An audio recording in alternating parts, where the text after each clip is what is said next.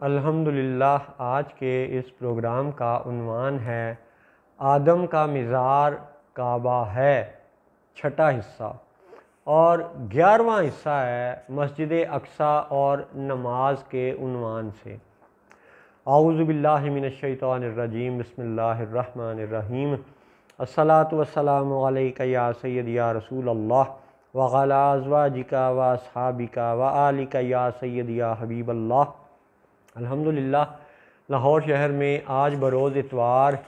1 جون 2025 عیسوی کا دن ہے۔ پچھلے پروگراموں میں یہ عرض کیا گیا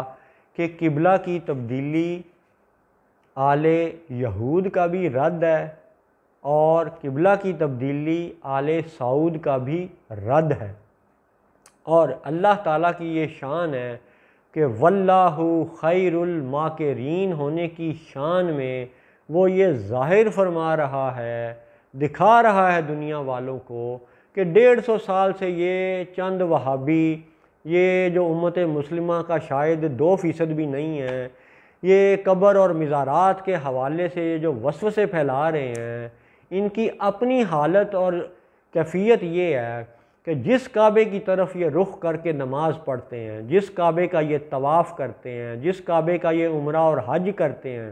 جس کعبے پر یہ ہر سال چادر پوشی کرتے ہیں، وہ کعبہ تو دراصل ایک قبر ہے، ایک مزار ہے، اور یہ مزار آدم علیہ السلام کا ہے۔ پچھلے چند پروگراموں میں اس حقیر نے قرآن پاک سے کثیر دلائل پیش کیے۔ آج کے اس پروگرام میں مزید ایک دلیل ہم پیش کرتے ہیں، اور اس کو بھی انشاءاللہ سن کے بہت سے لوگوں کو بہتر حقیقت سمجھ آ جائے گی۔ شاید اللہ کرے ان وہابیوں کا بھی دل بدل جائے۔ یہ وہ وہابی کہ جنہوں نے برطانوی بندوقوں، امریکی بندوقوں اور سعودی ریالوں کی مدد سے ہمیشہ پاکستان جیسی اہل سنت و جماعت کی سنی ریاست کو وہابی اسٹیٹ میں بدلنے کی کوشش کی ہے۔ کبھی بندوق کے زور پر مسلمانوں کا قتل، کبھی بندوق کے زور پر مساجد پر قبضہ، کبھی ریالوں کی مدد سے فیصل مسجد جیسے نئے فتنے بنانا، بین الاقوامی اسلامی یونیورسٹی جیسے نئے فتنے قائم کرنا، اور امت مسلمہ کو خالص توحید کے نام پر عقائد و نظریات کے حوالے سے گمراہ کرنا۔ یہ آل سعود کا اور ابن عبد الوہاب نجدی کا یہ وہ خاصہ ہے جس کا رد کرنا آج اس لیے بھی ضروری ہے کہ یاد رہے کہ رسول اللہ صلی اللہ علیہ وسلم کی بیان کردہ دجال اور قرن شیطان کے حوالے سے حدیثوں کا جب آپ مجموعہ دیکھتے ہیں اور قرآن و حدیث کے نکات جب سب نقطوں کو ملا کے دیکھتے ہیں تو یہ حقیقت ظاہر ہو جاتی ہے، یہ حقیقت ثابت ہو جاتی ہے کہ انشاءاللہ فلسطین میں سے مسجد الاقصی یعنی قبلہ اول یہودیوں کے قبضے سے تب آزاد ہوگا جب مکہ میں یہ کعبہ وہابیوں کے قبضے سے آزاد ہوگا۔ اسی لیے دنیا کی ہر دیگر قوم ایک ایک مسیحا کا انتظار کر رہے ہیں۔ یہودی ایک مسیحا کا انتظار کر رہے ہیں، عیسائی ایک مسیحا کا انتظار کر رہے ہیں، ہندو کے کچھ فرقے ایک مہارشی کا انتظار کر رہے ہیں، ہندوؤں کے کچھ فرقے ایک اوتار کا انتظار کر رہے ہیں، بدھ مت مذہب یا دیگر چند مذاہب کے لوگ وہ بھی ایک ایک کسی خاص بندے کے آنے کا انتظار کر رہے ہیں، لیکن صرف اور صرف مسلمان ہیں جو رسول اللہ صلی اللہ علیہ وسلم کی دی ہوئی غیب کی خبروں کے مطابق 2 ذاتوں کا انتظار کر رہے ہیں۔ ایک ذات ہیں المسیح عیسیٰ بن مریم علیہ السلام جو آل یہود کا منہ توڑیں گے، اور ایک ہیں امام مہدی رحمۃ اللہ علیہ جو آل سعود کا منہ توڑیں گے، اور انشاءاللہ یہ بات ثابت ہو جائے گی اور بہت جلد ثابت ہو جائے گی کہ 2 ذاتوں کے اس مرکب کا جو اسلام میں تصور ہے یہ بے معنی نہیں ہے۔ اللہ اکبر۔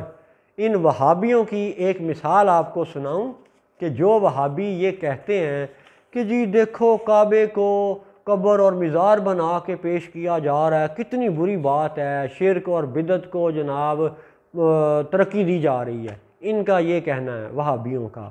لیکن جب ان کا اپنا ایک بندہ مر جاتا ہے، بہت سے لوگ آج زندہ ہیں جنہوں نے پاکستان کے ایک وہابی مذہب کے عالم دین احسان الہی ظہیر کو مرتے ہوئے دیکھا یا اخباروں ٹی وی میں سنا پڑا۔ مینار پاکستان لاہور کے بہت قریب والے ایک محلے میں جلسہ ہو رہا تھا، جس میں احسان الہی ظہیر جو کہ اس وقت کا بڑا سخت زبان مقرر تھا، بہت تیکھی اور تیز لفظوں سے جلی کٹی تقریر کیا کرتا تھا، مسلمانوں پر شرک کے فتوے لگاتا چلا جا رہا تھا، اور حضور داتا صاحب گنج بخش حجویری کے خلاف اور انبیاء و صالحین کے خلاف اور مزارات اولیاء کے خلاف تقریر کر رہا تھا، جب لاہور کے اس محلے میں بم دھماکہ ہوا تھا اور احسان الہی ظہیر مر گیا تھا۔ وہ کہتے ہیں جی شہید ہو گیا تھا، اور چونکہ یہ وہابی مذہب کا عالم دین تھا، اس لیے فوری طور پر اس وقت کی سعودیہ عرب کی وہابی حکومت نے پاکستانی مسلمانوں کو دجل دینے کے لیے فوری طور پر یہ انتظام کیا کہ جناب اس وہابی احسان الہی ظہیر کی لاش کو لاہور سے مدینہ شریف منگوایا گیا، اور وہاں پہنچ کے جناب ان کو وہ باقی رسومات کر کے تو جنت البقیع شریف قبرستان میں دفن کر دیا گیا۔ اور تب اور چند سالوں تک پاکستان کے وہابی اور دیوبندی بڑے فخر سے یہ اعلان کرتے رہے، کہتے رہے، واقعی میں کہتے رہے، یہ حقیر خود ان باتوں کا گواہ ہے، آنکھوں دیکھا گواہ ہے۔ وہابی کہا کرتے تھے احسان الہی ظہیر کے حوالے سے کہ دیکھو جی فوت لاہور میں ہوئے ہیں، دفن مدینہ میں ہوئے ہیں، جنت البقیع شریف میں، جنت وہ خیر نہیں کہتے، بقیع شریف میں دفن ہوئے ہیں، اور وہ کہا کرتے تھے پہنچی وہیں پہ خاک جہاں کا خمیر تھا۔ یہ اس شعر کا جملہ وہابی احسان الہی ظہیر کے لیے پڑھا کرتے تھے۔ اس حقیر نے خود اپنے کانوں سے وہابیوں کے منہ سے سنا، اور اسی احسان الہی ظہیر کا جو بیٹا ہے ابتسام الہی ظہیر، وہ ابھی اسی جمعے کو یعنی آج سے 2 دن پہلے بندوق والوں کے زور سے جوبلی ٹاؤن لاہور میں اہل سنت کے محلے میں اہل سنت کی مسجد پر بزور بندوق قبضہ کرنے آیا ہوا تھا۔ یہ ہے ان وہابیوں کی یہ حقیقت کہ انہوں نے شروع سے آج تک اسلحہ ہمیشہ مسلمانوں کے خلاف استعمال کیا ہے۔ کبھی ان آل سعود کے چیلے چانٹوں نے اور آل سعود نے کبھی بھی یہ اسلحہ آل یہود کے خلاف استعمال نہیں کیا۔ 2017 کا سعودیہ عرب کے MBS کا صدر ٹرمپ کے ساتھ اس وقت کا $400 ارب کا دفاعی سامان کا معاہدہ کیا ہوا؟ کیا 2017 سے آج 2025 تک سعودیہ عرب نے اس $400 ارب کے اسلحے کو فلسطین کی آزادی کے لیے استعمال کیا؟ نہیں کیا۔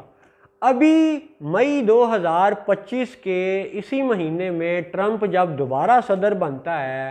تو سب سے پہلے سعودیہ عرب کا دورہ کرتا ہے، اور پھر سعودیہ عرب کا جو MBS ہے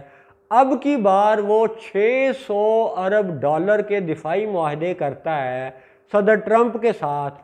تو وہ پچھلا $400 ارب یا موجودہ $600 ارب ملا کے $1000 بلین ایکول ٹو $1 ٹریلین، ٹھیک ہے۔ یہ اسلحہ کیا کبھی آل سعود نے آل یہود کے خلاف استعمال کیا؟ نہیں کیا۔ اسی لیے اس آل سعود کا حال یہ ہے کہ یہ منافقین کے اس درجے میں ہیں کہ جن کو اب ہم کھل کر کے یہ کہتے ہیں کہ یہ واجب القتل ہیں۔ ٹرمپ کا دوست ہونے کے حوالے سے، میکرون کا دوست ہونے کے حوالے سے، برطانوی حکمرانوں کا دوست ہونے کے حوالے سے، سود کے حوالے سے، ڈالر اور ریال کی پیرٹی کے حوالے سے، پیٹرول کے خزانے کو ڈالر کی قیمت میں فروخت کرنے کے حوالے سے، کرنسی کی ڈی ویلیویشن کے حوالے سے اور دیگر کئی حوالوں سے یہ سب منافقین یہ واجب القتل ہیں، اور ان کا علمی رد اور ان کا علمی توڑ یہ بھی ہے کہ یہ وہابی اور پاکستانی وہابی جب احسان الہی ظہیر کے لیے یہ شعر پڑھتے ہیں کہ پہنچی وہیں پہ خاک جہاں کا خمیر تھا، تو اب ہم اسی شعر کے اسی جملے سے پھر سے یہ ثابت کریں گے انشاءاللہ کہ آدم علیہ السلام کا مزار کعبہ ہے، اور یہ بات وہابیوں کا منہ توڑ اور رد ہے۔ سنیے قرآن پاک 15 نمبر سورۃ الحجر، ہجر پتھر کو کہتے ہیں، 26 نمبر آیت۔ یہ وہی وہابی ہیں جن کو کعبے کے پتھر ہونے پہ اعتراض نہیں ہے،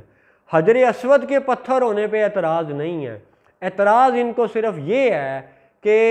کعبہ کو مزار آدم کیوں کہا جا رہا ہے۔ تو ان کی اسی پتھر سے محبت اور بابا جی سے نفرت کے حوالے سے ان کے عقائد و نظریات کا پردہ چاک کرنے کے لیے اور اسلام کی حقیقی خالص توحید کا بیان ظاہر کرنے کے لیے قرآن کی آج کے اس پروگرام کی آیت یہ ہے، اعوذ باللہ من الشیطان الرجیم وَلَقَدْ خَلَقْنَا الْإِنسَانَ مِنْ صَلْصَالٍ مِّنْ حَمَإٍ مَّسْنُونٍ، اور بے شک ہم نے آدمی کو بجتی ہوئی مٹی سے بنایا جو اصل میں ایک سیاہ بدبودار گارا تھی۔ اللہ اکبر۔ اب عربی آیت بھی آپ نے سن لی، ترجمہ بھی سن لیا، اب تشریح پہ غور کریں۔ ذرا اپنے چشم تصور میں مکہ کی وادی کا تصور لے کے آئیں، آج کی وادی یا ہزاروں سال پہلے کی وادی۔ خاص طور پہ اس وقت کا تصور کریں جب آدم علیہ السلام کا زمانہ تھا اور یہ پہلا گھر کعبہ تب بھی تھا، اور یہ گہری وادی میں تھا، اور اس وادی کے آس پاس کچھ چھوٹی پہاڑیاں تھیں، مثلا صفا کی پہاڑی،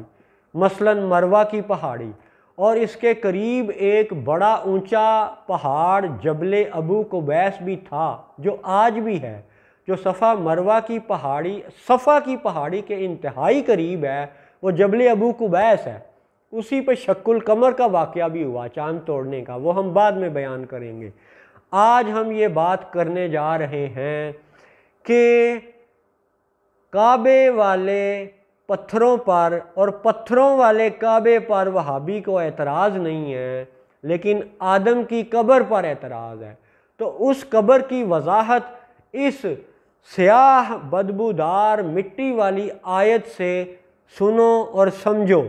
کہ جب مکے کی وادی میں کعبہ گہرائی میں ہے، جہاں ہوا کے ساتھ تھوڑی ریت بھی اکٹھی ہو جاتی تھی، تھوڑی مٹی بھی اکٹھی ہو جاتی تھی، اور پہاڑوں کے اوپر جو بارش کا پانی پڑتا تھا وہ بھی نیچے اس وادی میں آ جاتا تھا، کئی مرتبہ یہاں تالاب کی کیفیت بن جاتی تھی، کئی مرتبہ یہاں سیلاب کی کیفیت بن جاتی تھی۔ آج بھی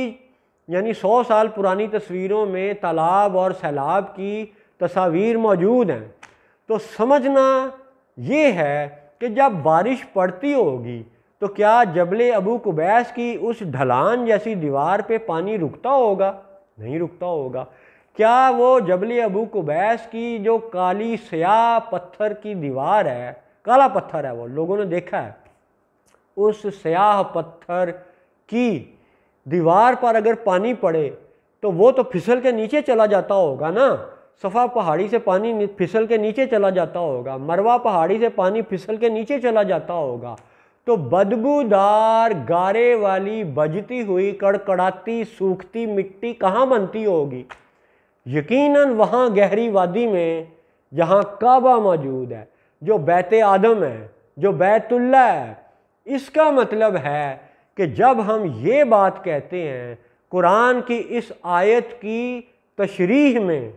کہ آدم علیہ السلام کو بنایا گیا صلصال سے، حمائم مسنون سے، سیاہ بدبودار گارے جیسی مٹی سے، تو اس کا مطلب ہے کہ وہ مٹی جبل ابو قبیس کی دیوار سے کھرچی ہوئی نہیں تھی،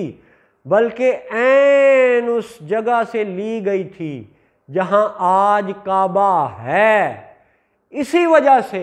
ہمارا یہ دعویٰ ہے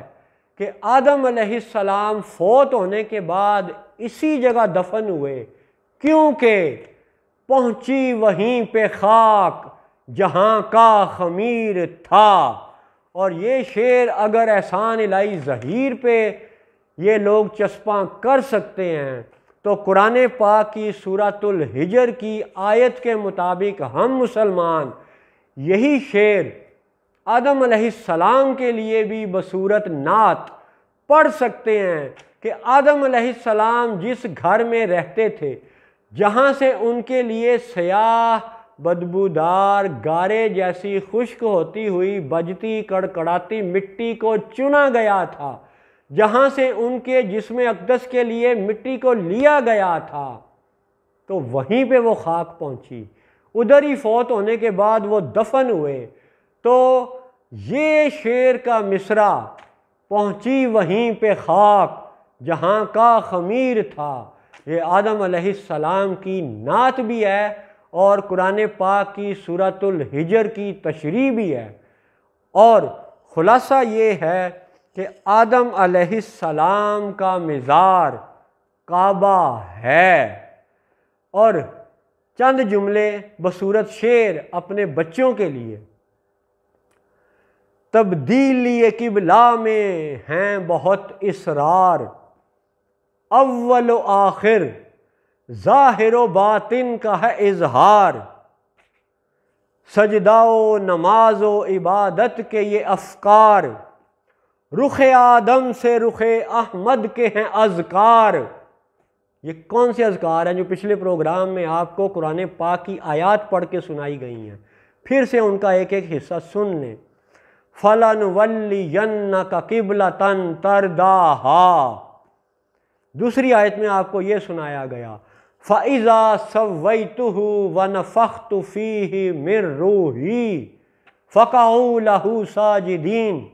پھر ایک آیت میں یہ سنایا گیا إِنَّ أَوَّلَ بَيْتٍ وُضِعَ لِلنَّاسِ، اور پھر یہ سنایا گیا کہ آدم علیہ السلام حجر اسود سیاہ پتھر کے مقابلے میں سیاہ مٹی سے بنائے گئے۔ وَلَقَدْ خَلَقْنَا الْإِنسَانَ مِنْ صَلْصَالٍ مِّنْ حَمَإٍ مَّسْنُونٍ، تو اس سیاہ مٹی سے حجر اسود کے مقابلے میں آدم علیہ السلام کا کعبہ میں قبر اور مزار ہونا نہ صرف ظاہر و ثابت ہے، بلکہ اللہ تعالیٰ کی شاہکار حمد بنتی ہے کہ جب واللہ خیر الماکرین کا اظہار یوں ہوتا ہے کہ وہابی قبر دشمن ہو کر، وہابی مزار کا دشمن ہو کر آج بھی مزار کی طرف جھک رہا ہے، آج بھی مزار کا طواف کر رہا ہے، آج بھی مزار کی چادر پوشی کر رہا ہے۔ اور یہی شان ہے واللہ خیر الماکرین کی۔ السلام علیکم ورحمۃ اللہ وبرکاتہ۔